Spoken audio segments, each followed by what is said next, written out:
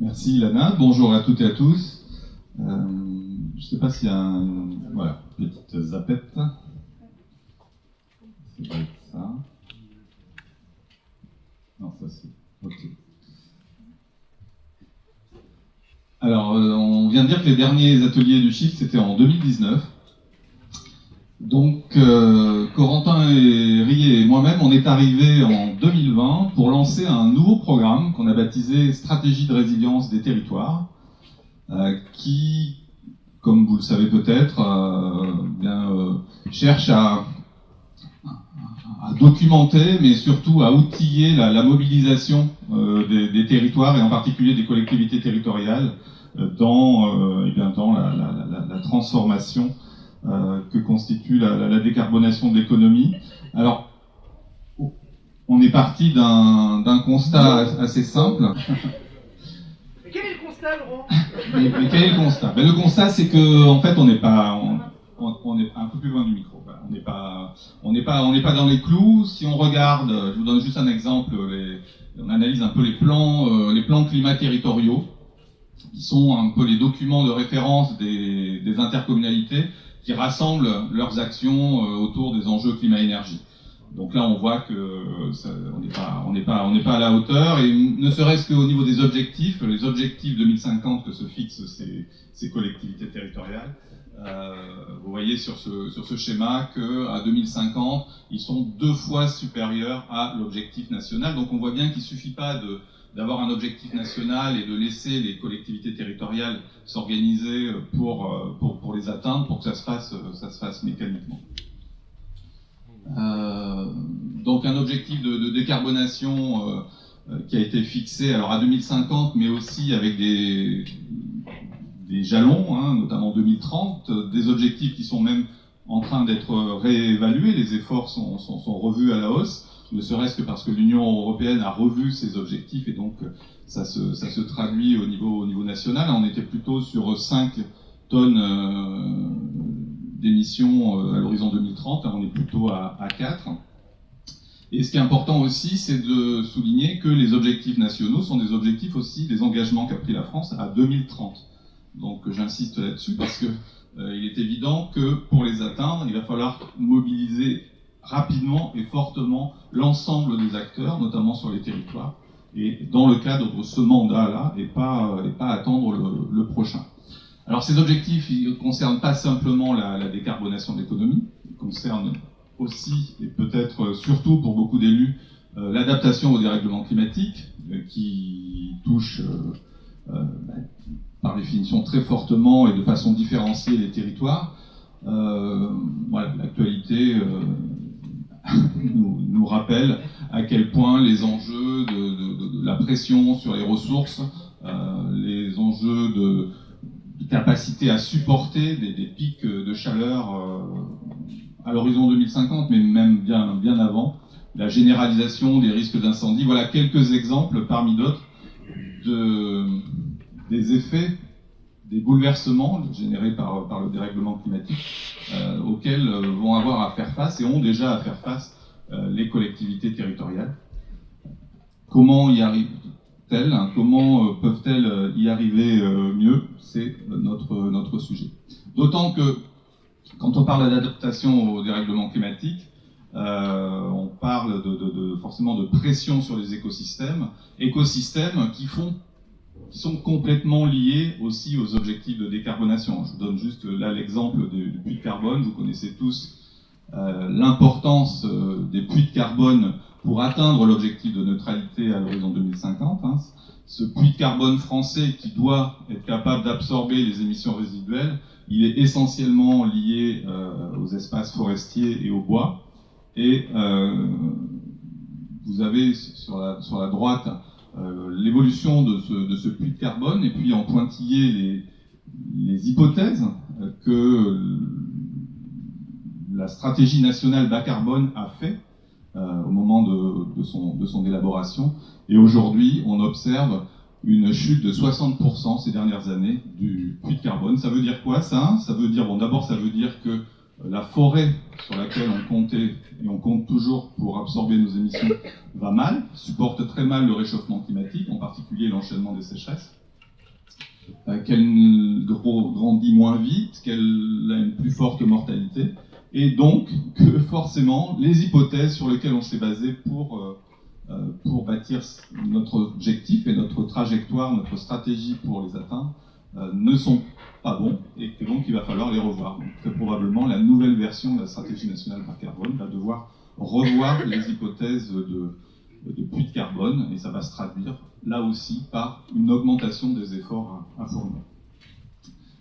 Donc on voit bien que sur les territoires comme ailleurs, c'est une double transformation qu'il s'agit d'opérer, à la fois s'adapter à un dérèglement climatique qui est de toute façon écrit à l'horizon des prochaines années, en tout cas des prochains mandats électoraux des élus, et en même temps l'atténuation, la décarbonation de l'économie avec tous les impacts économiques, sociaux, politiques, pas seulement environnementaux, que cela représente sur les territoires. Donc c'est la raison pour laquelle nous on a repris à notre compte cette notion de résilience territoriale, donc cette capacité à faire face aux épreuves, à tous ces bouleversements, mais vous l'avez compris, dans une définition transformative, c'est-à-dire que face à de tels bouleversements, à de telles épreuves répétées et de plus en plus intenses, seule une capacité à se transformer permettra d'être moins vulnérable, d'être plus résilient. L'avantage aussi que l'on voit à cette notion de résilience territoriale, c'est qu'elle permet de ramener ces sujets à des enjeux locaux, de parler de sécurité, de bien-être des habitants. On ne parle pas simplement de lutte contre le réchauffement global de la planète, mais bien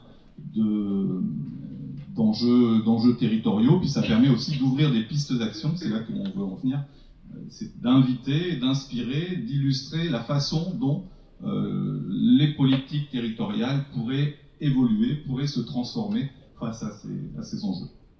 Alors, voilà, vous l'avez compris, on a un message, on est convaincu que les élus locaux, les maires, les présidents d'intercommunalités ont un rôle essentiel à jouer, de par leurs compétences, mais aussi par la confiance, la proximité qu'ils ont avec les citoyens.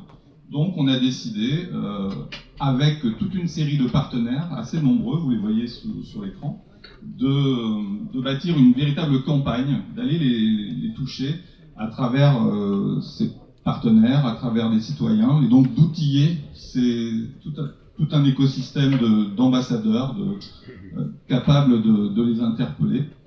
Et donc ça donne lieu à un kit de campagne, c'est comme ça que nous le bâtis donc avec nos partenaires. Ces publications sont déjà disponibles en ligne ou en version papier chez les meilleurs libraires. Et je vais laisser tout de suite à Corentin Rier le soin de vous dire deux mots, de vous donner un aperçu de ce qu'il y a dans ces publications.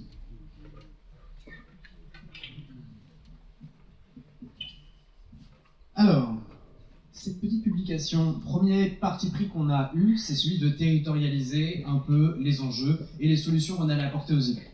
Alors avec des typologies qui valent ce qu'elles valent, parce qu'en réalité évidemment aucun territoire ne fit parfaitement dans aucune d'elles, mais qui ont pour mérite de favoriser l'auto-identification des élus, mais aussi éventuellement des porteurs de solutions sur leur territoire. Cette territorialisation, on l'a fait avec 6 types de territoires. Première différenciation entre les campagnes et les villes, un classique territoire urbain, territoire ruraux. On a abordé également l'enjeu spécifique des métropoles, qui sont donc majoritairement des territoires urbains, mais qui ont aussi parfois dans leur périmètre, ce sont du coup des intercommunalités, des territoires qui peuvent être plus ruraux. On s'est ensuite intéressé à 2 types de territoires qui ont des enjeux spécifiques, en particulier vis-à-vis du changement climatique, que sont les littoraux et les territoires de montagne. Et enfin, un focus sur une typologie de territoire qu'on n'a pas voulu laisser de côté, et ce, en dépit des grandes différences qu'il y a entre ces territoires, qui sont les territoires d'outre-mer. Alors, grande différence, mais aussi plein de choses en commun, ne serait-ce que par exemple le fait de ne pas être connecté au réseau électrique national. Donc nos traditionnels débats nucléaires ENR là-bas se posent beaucoup moins, déjà, c'est intéressant.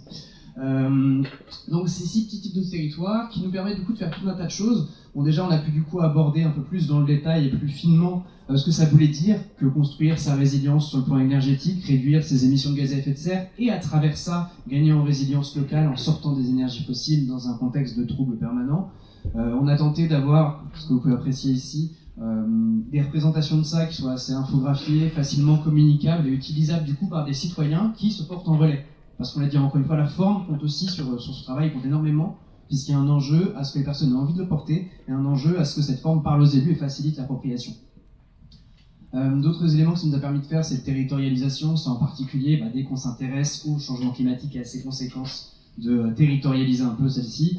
Là, on a pris l'exemple très classique du Nocaillé montagne, où on s'est intéressé à l'effet plus important du changement climatique sur ces espaces. Mais il n'y a pas que la géographie, quand on parle de changement climatique, ça permet aussi d'aborder la manière dont l'aménagement différencié de ces territoires, l'utilisation différenciée, les activités différenciées sur ces territoires contribuent également à des vulnérabilités spécifiques et appellent des solutions particulières. Donc voilà dans les grandes lignes que la manière dont on l'a traité. Sur la manière ensuite de présenter nos préconisations, parce que on est sur des publications qui s'orientent vers les solutions, vers tout un tas d'actions pour aujourd'hui amorcer la transformation sur les territoires pour les élus. Laurent l'a rappelé en introduction, on a déjà des impératifs et des objectifs à très court terme, à horizon 2030. Autrement dit, les élus doivent commencer dès aujourd'hui à infléchir la trajectoire à travers des politiques publiques concrètes. Et ça tombe bien, il y a tout un tas de choses qui se font déjà sur les territoires. On les a catégorisées à travers 4 grandes entrées thématiques qui ont le mérite de parler aux élus, qui sont assez fonctionnels et donc potentiellement systémiques. La question de la mobilité, la question de l'économie locale et de l'emploi, la question de l'urbanisme, de l'aménagement et du logement, et enfin la question de l'agriculture, alimentation et se nourrir. Ça se présente ensuite comme ça au sein de nos cahiers, avec chaque fois une superbe illustration des dessinateurs avec qui on a travaillé, Damien Chavana et Elsie Berstein. Ensuite, chaque fois des petites précisions sur les enjeux de transformation. Il y a un enjeu à ce que ces documents fassent monter en compétence les personnes qui vont être capables de porter ces solutions auprès des élus. C'est ce qu'on se propose de faire à travers ces encarts et aussi à travers tout un volet ressources sur la fin de la publication. Et enfin, ce qui est important ici, toutes ces expériences locales qui permettent de dire aux élus, il y a des choses qui se font sur des territoires qui sont analogues aux vôtres. Vous avez la capacité d'agir dès aujourd'hui. Cette publication, elle est aussi accompagnée de, donc j'avais dit des dessins, mais aussi de récits. Il faut multiplier les leviers d'action pour convaincre les personnes d'agir et pour les toucher par tout un tas de leviers. Elle se termine sur quelques préconisations générales. Prendre du temps, la première étape, pour comprendre les enjeux, et c'est pas seulement des grands enjeux ou même la territorialisation de ceux-ci, c'est aussi comprendre son territoire, quels sont les acteurs, quels sont les freins sur celui-ci. Mobiliser tout son territoire, ça veut dire qu'il va falloir mettre tout le monde autour de la table. Là, lancer des projets structurants, ou à l'inverse, mettre en stand-by des projets que tout le monde attendait, c'est une manière de susciter le débat sur le territoire. Et enfin, réorienter à terme toutes ces politiques publiques, parce qu'il s'agit bien d'en faire un document cadre et structurant pour revoir l'ensemble de ce qu'on fait. Face à ces grandes recommandations, on ne laisse pas les élus démunis, puisque notre première publication, Vers la résilience des territoires, était un memento qui reprenait justement des éléments méthodologiques à destination des élus. Comment est-ce qu'on bâtit sur ces territoires des stratégies de résilience? Donc voilà pour ces différents documents que vous pouvez retrouver en ligne. On sera bien sûr disponible avec Laurent tout au long de la journée pour rentrer dans le détail de ces publications et vous initier. Et je laisse Laurent conclure sur un petit dernier élément. Oui, alors ça, c'est les publications qui sont d'ores et déjà à votre disposition, en ligne ou en version papier. Et puis la petite dernière, qui va sortir dans quelques semaines, un nouveau format, là aussi. Ça va être une plateforme web qui va permettre à tout un chacun, à n'importe quel citoyen, agent, acteur économique, acteur associatif, élu, d'aller prendre connaissance d'une batterie d'indicateurs qu'on a sélectionnés, qu'on a bâtis parfois à partir des données publiques sur la vulnérabilité, les enjeux de résilience de son territoire, en particulier bien sûr sur les enjeux énergétiques, les enjeux de vulnérabilité énergétique et de vulnérabilité par rapport à la décarbonation de l'économie locale. Donc ça c'était juste un teasing, le nom de code c'est Shift My Town, mais le nom définitif vous sera révélé dans quelques semaines. Voilà, c'est encore secret. Je cherche des idées. Voilà pour nous. Merci de votre attention.